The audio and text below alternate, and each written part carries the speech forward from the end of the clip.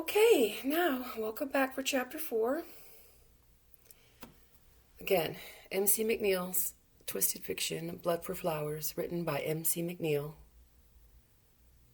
Chapter 4. Thera recalled her time in Thrace, as Odessa sat over to her right, watching Thera, who was deep in thought. In her mind's eye, she could see very clearly way back to the long dark night in that bed in Thrace. He was very tall and very brave, a general in the king's army, a veteran of many glorious battles. His eyes were dark as that night. Artemis had hidden her face on that evening from his sight. No candles were lit, only the dark shades of gray and black. His skin was deep, rich, golden tan, rough like leather. As they each stood there naked in front of one another, he had reached out and pulled her closer as he kissed her. Thera did not like this sensation, so she bit him slightly, causing his upper lip to bleed. Now little did she realize he took this as a signal to be rough and aggressive, which clearly was not her intention. So he fell upon her with irresistible force, wrestling with her, throwing her on the bed. Though Thera struggled, he managed to slip deep inside of her, and Thera did not appreciate his passionate play.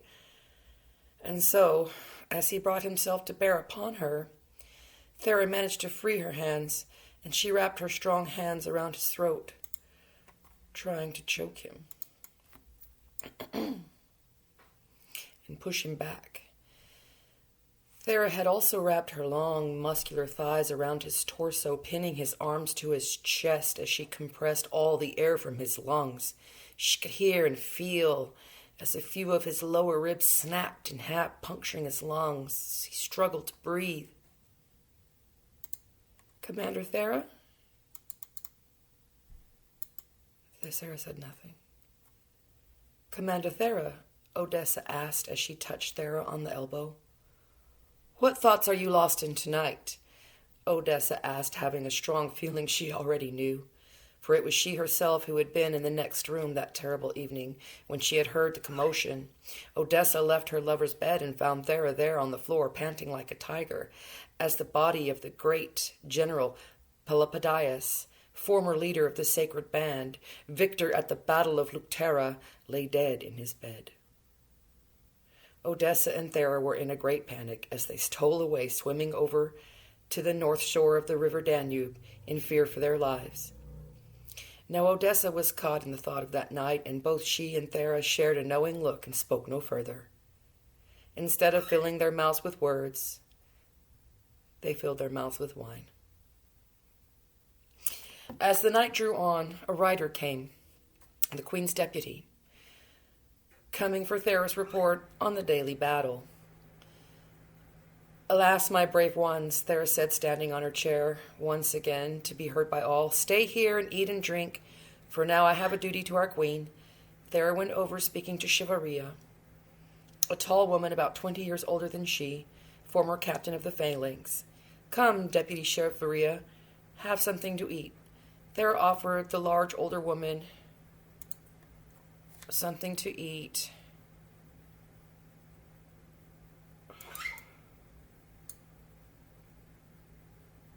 But she declined.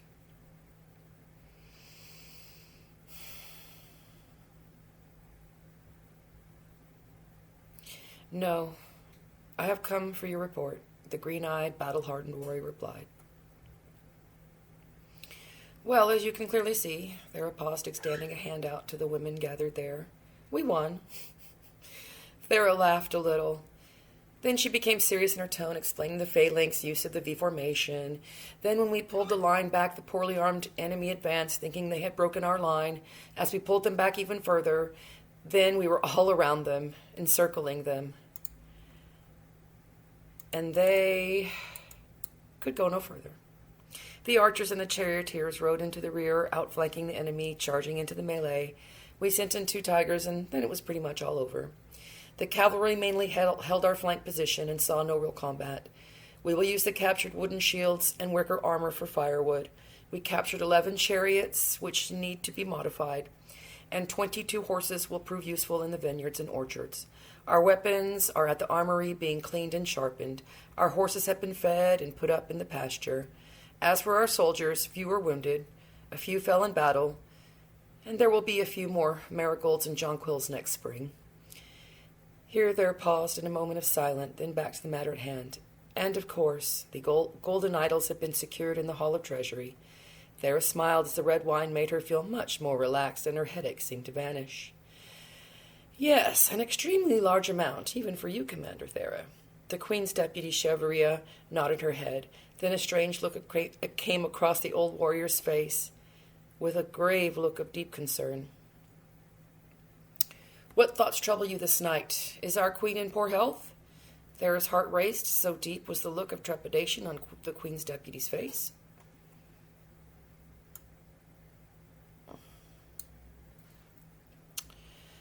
By Apollo, our Queen is well. No, there is another certain matter. Of what do you speak? Her eyes narrowed in concern. A messenger came to the western gate on the orders of King M.C.McNeel's of Macedon, the Queen's deputy explained in a hushed voice.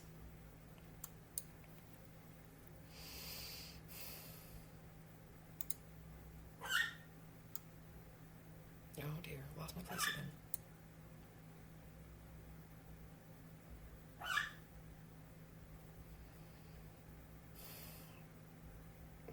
The Queen's deputy explained in a hushed voice by the temple away from the tables of ladies. Are we now forbidden to breed there as well? Thera asked, rolling her eyes. Oh, Lord.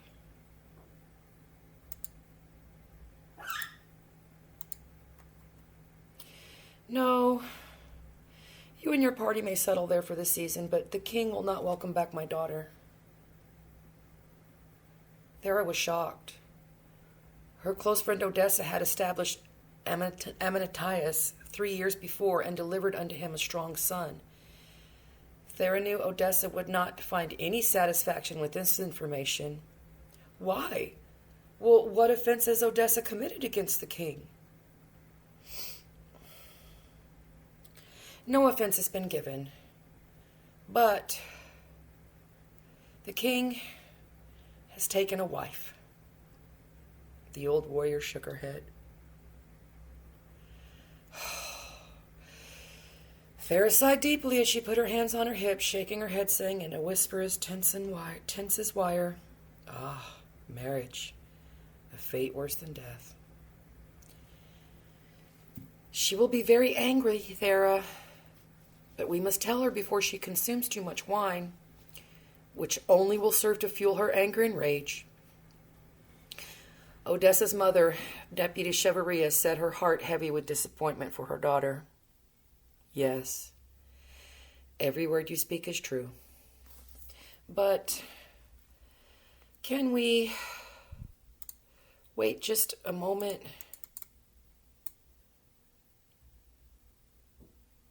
While I bring her to you? Thera made her way over to Odessa, who sat laughing, trading tales of war and love. As she approached Thera, realized in a few moments the happy smile on her friend's face would be fading, being erased and replaced with a dark scowl she was well too familiar with. Many days would pass until anyone would see Odessa smile again.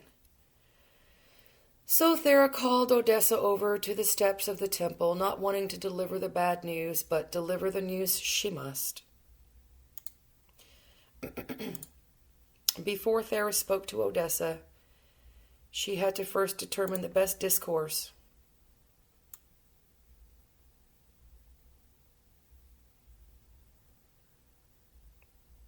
The best discourse. Oh, Lord. She's not going to like this.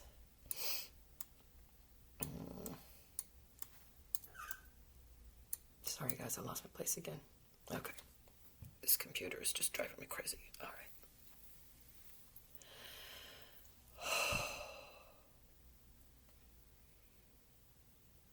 She determined the best discourse should be that as Odessa's commander and not as a friend, and she as her officer. She would use her authority over her, So Thera spoke in a sharp, direct tone, for Thera well knew the sole proof of power lies in a commanding will. "Officer Odessa, come now with me to the temple. The Queen's deputy demands your presence," Thera ordered her officer. Now a hush fell over the other brave warriors at the tables. Odessa was quite confused, but stood placing her wine back on the table next to her empty plate, and followed her commander into the temple as the full face of Artemis the moon shone down in the pool of water in the center of the round, columned, open-roof structure. Odessa found the Queen's deputy sitting on one of the benches that surrounded the small silvery pool. "Officer Odessa reporting as ordered," she said, trying not to slur her words, as she had consumed a great deal of sweet wine. But she stood erect, hands at her sides, at full attention. "Oh, dear. Officer, I must bring forth news to you from Macedon." Thera stood looking at her friend, watching the look on her face.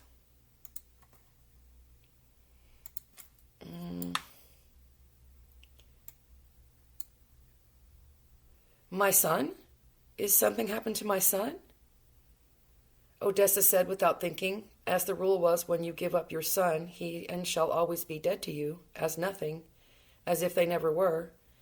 But here Odessa showed great concern for the boy. Thera and Chevalier were shocked by her concern for the young boy she gave up, but not fazed. "You have no son, Odessa, and you know this. You gave him away, a great sacrifice for our country." Thera paused, seeing a great look of fear mixed with sadness, and Thera's poor heart sank, as she had seen this look before in her dear friend's eyes. "Then pray tell, Commander, what news? Why do you keep me waiting?"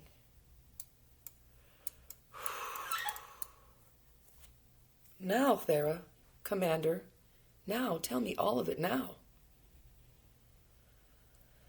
"The king is taken to marriage and now has a wife. And Philip," Thera said the name of Odessa's son, as the same fearful sadness swept over Odessa's face, her whole body seeming to shrink down, and she appeared very small, drawn into herself, as she stood there before her commander. "I see," Odessa said in a low voice, barely audible. "But no, it is all well. You shall come with me to the season in Megara, and not Macedonia, as you had been anticipating. Plans change, but everything will remain the same. We will be all right." "Am I not even allowed to breed amongst the other Macedonians? Do the men not even want me?" Odessa asked, shocked to learn she was banned from ever returning.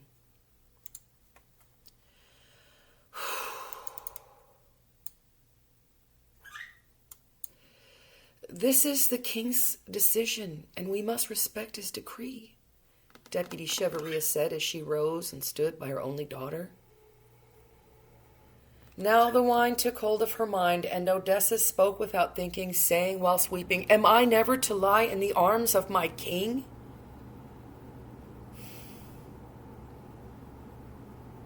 But he would have given me seed for my daughter, for Artemis, for Themisera." "Attention, officer," Thera said, striking Odessa hard across the cheek with the back of her hand. The Queen's deputy said nothing, simply shaking her head as she sat back down, hands on her knees, enraged so that she could not speak. "Odessa, at ease, officer." Thera sighed. "Have a seat next to your mother."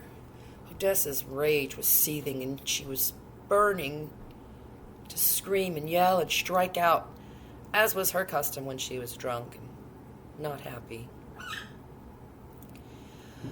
Odessa slowly went over and sat on the marble bench there in the pale blue moonlight, her long white linen gown being lifted slightly, spread by the warm breeze. Thera stared down at Odessa, who rubbed the red mark on her swollen cheek as she stared down at her feet, unable to meet Thera's disappointed gaze. Thera stood there a moment, then clasped her hand behind her back as she began to pace back and forth, her bare feet on the cold marble floor.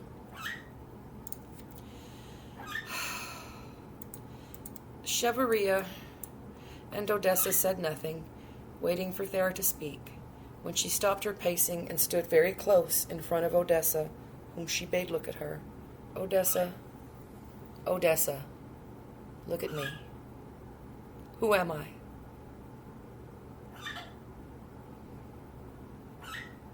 Odessa looked confused. Why, you are the Queen's commander.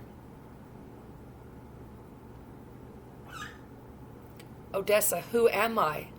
She asked again. You are Thera, she answered. Odessa, who am I? Thera waited but received no reply. So Thera answered the question for Odessa, saying, I am your friend. Here there came a pause as Thera smiled at her close friend. Odessa felt the numb of heartache fade a bit with the warmth in Thera's eyes, for they had been through much in the world together, and Odessa knew she could rely on the great well of strength Thera had contained within her heart and mind.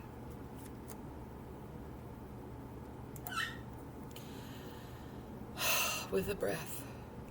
Just take a breath. Just take a breath. And so Odessa told her all, confessing the deep feeling she held within her heart for a man and her abandoned son. Odessa felt ashamed and enraged at herself. Of all this was most uncertain. And then Thera said, as she stood there shaking her head, hands on her hips, saying, Do you see what has happened to you, Odessa? Do you know what is wrong with you? Thera said, raising her hands up to the sky in disgust. No, Thera, I do not know what is the matter with me, Odessa said, as a piercing pain came to her heart and a heart lump seemed to form in her throat, so much so she could no longer speak. I have seen this before, and it never ends well. Thera looked at mother and daughter sitting there beside one another in the center of the temple. Yes, you are ill, and I am certain that you are sick with love. Thera spoke with regret, as she had lost many brave warriors who could not leave behind their men and sons. 7 times now she had to sear the mark of the triangle into the flesh of their right hand.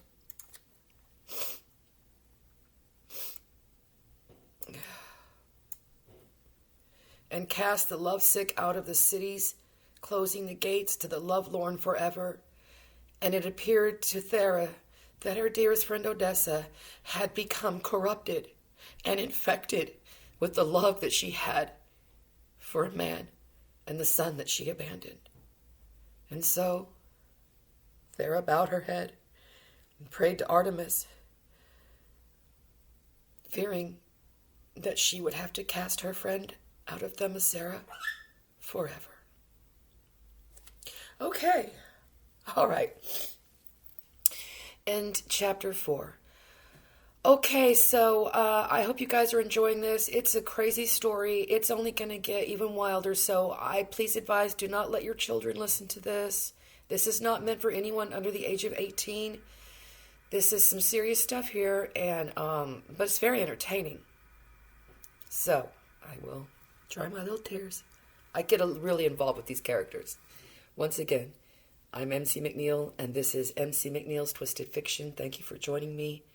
And that is end of chapter 4, and we will come back to chapter 5. Have a great day. And again, stay safe, wash your hands, everything will be okay. Don't panic.